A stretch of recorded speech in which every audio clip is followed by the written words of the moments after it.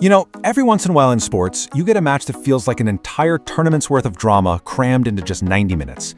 Today, we are diving deep into one of those stories. It's a tale of defending champions, staring down disaster, a shocking start, and a comeback that honestly you had to see to believe. So let's get right into this absolutely incredible final group stage match from the Africa Cup of Nations.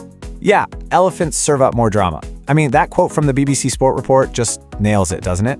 If you followed Ivory Coast championship run last year, you know that these crazy late-game fightbacks are kind of their signature move. And as we're about to see, they delivered another instant classic.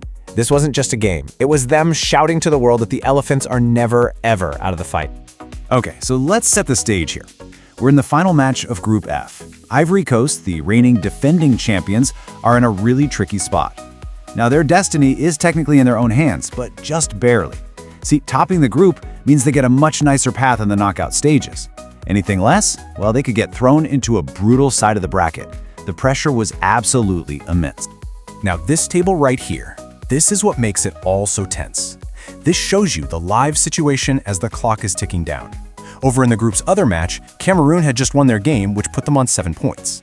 At this moment in time, Ivory Coast was drawing their match 2-2, which meant they were about to finish second. They had to find a winning goal to take back control of their own fate. Look, a must-win game is always going to be tough, right? But for Ivory Coast, the plan basically got thrown out the window almost immediately. They found themselves facing what the reports called a mountain to climb after a complete nightmare of an opening, and this was against a Gabon team that, even though they were already eliminated, were clearly not going to just roll over. And that mountain got steep fast. I mean, we're barely 10 minutes into the game when Gweller Conga pounces on a rebound, and just like that, Gabon is ahead. Before Ivory Coast could even figure out what hit them, it got worse. Just 10 minutes later, Dennis Bouanga unleashes an absolutely brilliant first-time finish. So 21 minutes on the clock, and the defending champs are down 2-0. This was a full-blown crisis. But if there's one thing we know about this Ivorian team, it's that they do not quit. Steering down a humiliating exit, they desperately needed a spark, something, anything to hold on to before halftime. And just when it looked like they were going to go into the locker room with that massive 2-goal deficit, they found a lifeline.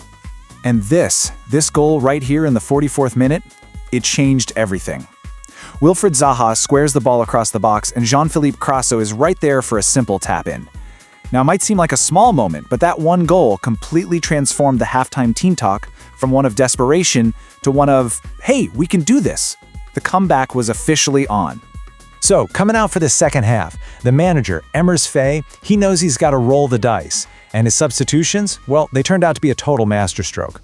He brings on fresh energy, new ideas, including Manchester United's Amad Diallo and the Aston Villa forward Evan Gassan. And these changes, as we'll see, were absolutely instrumental in turning the tide.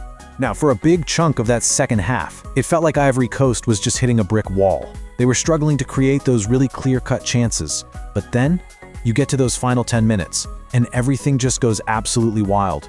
It was pure, frantic, edge-of-your-seat football. The champions were throwing literally everything they had at the Gabon defense, desperately searching for 2 goals. And if you want to see what that pressure looked like, just look at this possession chart. 2/3 of the entire game, the ball was at the feet of an Ivorian player. This wasn't just panic. They were dominating the ball, methodically probing and pushing, squeezing Gabon deeper and deeper. This total control is what laid the groundwork for that final assault. And it wasn't just them holding the ball either. Look at the shots. This visualizes that relentless pressure perfectly. Ivory Coast took 21 shots. That's more than double what Gabon managed. They were just constantly knocking on the door, again and again and again. You just had that feeling that eventually that door was going to break down. And then, the door didn't just break, it blew off its hinges. With just 6 minutes of normal time left, the substitute, Evan Gassan, gets up and heads in a corner. 2-2, the game is level. The place is going nuts. But that's not enough. They still need a winner. And then, in the first minute of stoppage time, a cross comes whipping in, and Bazoumanan Touré launches himself at it with an unbelievable diving header. Pandemonium. In the span of about 7 minutes, they had turned it all around. Incredible. And get this, the story gets even better. The guy who scored that crucial equalizer, Evan Gassan, he wasn't even supposed to be at this tournament. He was a late call-up brought into the squad only because the star striker Sebastian Haller got injured. It's just a fantastic little side story of a player being given an unexpected chance and grabbing it with both hands. So why were they celebrating like they just won the whole tournament? Well, because that one single diving header from Bazuma Natoré in stoppage time had massive consequences for Ivory Coast's entire tournament. It didn't just win them 3 points, it completely redrew their map to the final. And here's why. That 3-2 win put them level with Cameroon on 7 points. And not just that, they had the exact same goal difference. But Ivory Coast ended up topping the group because of the next tiebreaker, goals scored. That one single winning goal was literally the difference between finishing first and finishing second. It just doesn't get any closer than that.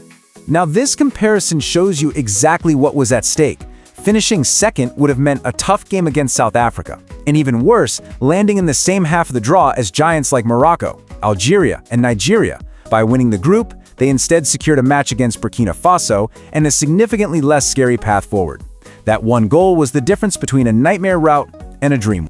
So when all the dust settles, you're left with this question. Their championship win in 2023 was built on these kinds of dramatic, no way they did that kind of wins. And they've started their title defense in exactly the same heart-stopping fashion. Look, it wasn't pretty, and it was far from perfect, but they found a way. And in a knockout tournament, finding a way is all that matters. The real question is, how many more times can they pull a rabbit out of the hat?